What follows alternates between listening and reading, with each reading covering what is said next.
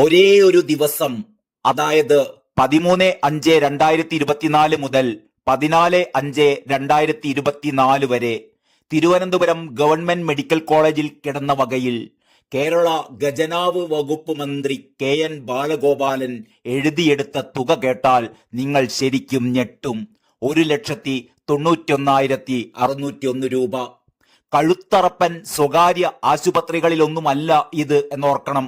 നമ്മുടെ പ്രിയപ്പെട്ട മന്ത്രി വീണ ജോർജ് 5 സ്റ്റാർ ഫെസിലിറ്റിയോടെ ഇവിടുത്തെ പട്ടിണിപ്പാവങ്ങൾക്ക് സൗജന്യ ചികിത്സക്കായി ഒരുക്കിയ തിരുവനന്തപുരം മെഡിക്കൽ കോളേജിൽ ഒരൊറ്റ ദിവസം കിടന്ന വകയിലാണ് മന്ത്രി KN ബാലഗോപാൽ ഇത്രയും തുക ഖജനാവിൽ നിന്ന് എഴുതിയെടുത്തിരിക്കുന്നത്.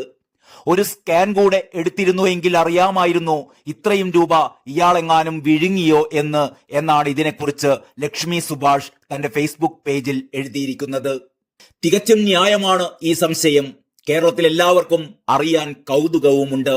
എന്ത് ചികിത്സയ്ക്കാണ് തിരുവനന്തപുരം ഗവൺമെന്റ് മെഡിക്കൽ കോളേജിൽ 2 ലക്ഷത്തോളം രൂപ ഒരൊറ്റ ദിവസം നമ്മുടെ പ്രിയങ്കരനായ മന്ത്രിയെ ചികിത്സിക്കാൻ വസൂലാക്കിയത് എന്ന്?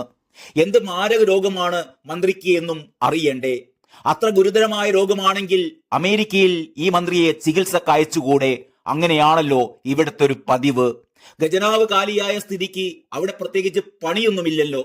ക്ഷേമ പെൻഷൻ 4 മാസത്തെ കുടിശ്ശിക ബാക്കി നിൽക്കുമ്പോഴാണ് ഖജനാവ് മന്ത്രിയുടെ ചികിത്സാ ചെലവിന് 1,91,601 രൂപ ചെലവഴിച്ചിരിക്കുന്നത്. ഇത്രയും തുക അനുവദിച്ചുകൊണ്ടുള്ള സർക്കാർ ഉത്തരവ് സഹിതമാണ് ലക്ഷ്മി സുഭാഷ് ഫേസ്ബുക്കിൽ കുറിപ്പിട്ടത്. അതിന് താഴെ വന്ന ഒരുപാട് കമന്റുകളിൽ ചിലത് നിങ്ങളുടെ ശ്രദ്ധക്കായി ഇതാ. രാധാകൃഷ്ണൻ R എഴുതുന്നു, ഇതുപോലെ എത്ര കൊള്ളകൾ. ഇവർക്കൊന്നും യാതൊരു ഉളുപ്പുമില്ലല്ലോ. സാധാരണ ജനങ്ങളുടെ സാമൂഹ്യ സുരക്ഷാ പെൻഷൻ കൊടുക്കാൻ എന്താ ബുദ്ധിമുട്ട്? പറഞ്ഞിട്ട് കാര്യമില്ല, അന്തങ്ങൾ ന്യായീകരിക്കാൻ എത്തിക്കോളും. ഗംഗാദേവി എഴുതുന്നു, എന്ത് കൊള്ളയാണിത്?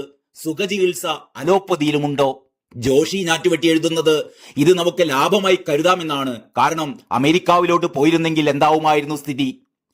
ഷിഹാൻ ബിനുമോഹൻ എഴുതുന്നു, കൊള്ളയടിച്ച് തിന്നിനടാ, വോട്ട് തിന്ന് ജയിപ്പിച്ച കഴുതകളുടെ പണമല്ലേ. സതീശൻ രാഘവൻ എഴുതുന്നത്, സംരക്ഷിച്ച് സൂക്ഷിക്കേണ്ട വർഗമാണ് അടുത്ത ഇലക്ഷനിൽ നമ്മൾക്ക് ജയിപ്പിക്കണ്ടേ എന്നാണ്. കുട്ടികൃഷ്ണൻ നായർ എഴുതുന്നു, എല്ലാ തരത്തിലും പാരയായി തീർന്ന ഇവന്മാരെ വെച്ച് പൊറുപ്പിക്കുന്ന ജനത്തിന് വേണം തൊഴാൻ. എന്തു ചെയ്താലും ഓശാന പാടാൻ കുറെ തമ്മാടികളും ഉണ്ടാവും. T അനിൽകുമാർ എഴുതുന്നു, പുതിയ വല്ല അസുഖവുമാകും. ആരെങ്കിലും ഒന്ന് ന്യായീകരിച്ചു തന്നെങ്കിൽ മനസ്സിലാവുമായിരുന്നു. നിങ്ങൾക്ക് എന്തു തോന്നുന്നു ഈ സംഭവം കേട്ടിട്ട്? കമന്റ് ബോക്സിൽ എഴുതുമല്ലോ. KN ബാലഗോപാലിന്റെ ആരോഗ്യത്തിനും ആയുസ്സിനും വേണ്ടി സ്പീക്കർ ഷംസീറും പാർട്ടി സെക്രട്ടറി ഗോവിന്ദനും മിത്താക്കി മാറ്റിയ നമ്മുടെ സ്വന്തം ഗണപതി ഭഗവാനോട് മനമുരുകി പ്രാർത്ഥിച്ചുകൊണ്ട് നിർത്തട്ടെ. നന്ദി, നമസ്കാരം.